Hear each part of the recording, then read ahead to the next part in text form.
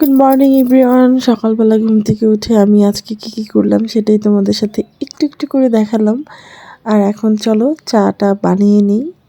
But আমার কিন্তু already চা খাওয়া হয়ে গেছে, তোমরা দেখতে পেলে একটু আগে। অ্যান্ড এখন হচ্ছে চা যে বানিয়েছিলাম সেটা যে কষ্ট করে ভিডিও করেছিলাম সেটাই তোমাদের দেখাবো। আর এই বলটা কিন্তু আমি নিজে ক্রিয়েট করেছি, অ্যান্ড এটার সাথে লাইট সেট করেছি আমি নিজেই। তো বারবার করে ভিডিও করতেছিলাম, অনেক সময় লাইভেও দেখাই তোমাদের। তো এটা কমেন্ট করে জানিও এই জিনিসটা আমার কেমন হয়েছে আর আমাকে সকাল সকাল কেমন লাগতেছে। তো এনিওয়ে চলো যাই, আমরা এখন চা বানাবো।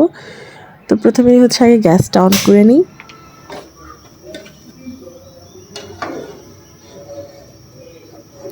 এরপর হচ্ছে দুধটা দিয়ে দিলাম, আর দুধের মধ্যে আমি আজকে একদম চিনি মিক্স করে দিয়ে দিয়েছি, কারণ তখন বাজে অলমোস্ট সকালে 7:30।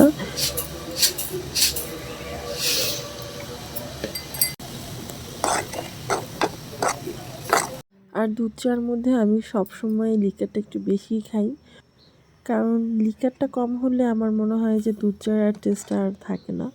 যাই হোক, দেখো আমার দুধ চায়ের মধ্যে কি সুন্দর একটা লেয়ার পড়েছে।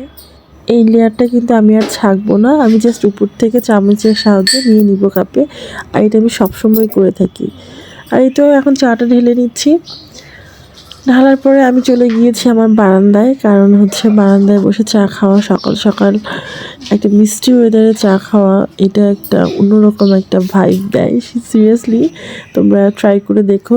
এই যে চলে এসেছে বারান্দায়, আর দেখো সকাল সকাল এরকম একটা মিষ্টি ফুল দেখে কার না মন ভালো হয়ে যায় বলো।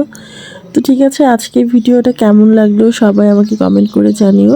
তো আজকের মতো চা খেতে খেতে চলে যাচ্ছি, অ্যান্ড তোমরা সুন্দর সুন্দর কমেন্ট করে জানিয়ে দিও আজকের ভিডিওটা কেমন লাগলো। আল্লাহ হাফেজ।